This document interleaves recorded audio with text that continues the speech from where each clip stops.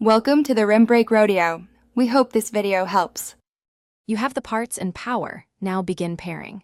Open the Lockmaker's app and sign in or create an account because profiles store keys and permissions. Make sure Bluetooth and location are enabled. The app needs both to find the lock.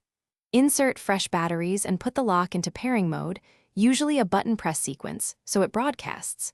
Once done, allow the app to scan and select the lock name shown. This immediate connect step establishes the secure link. The rest of setup builds on.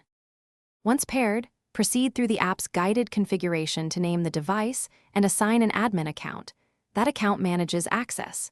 Make sure to install any firmware update right away because updates fix bugs and security holes. Next, calibrate the deadbolt travel so the motor knows lock/unlock endpoints. Calibration prevents jamming.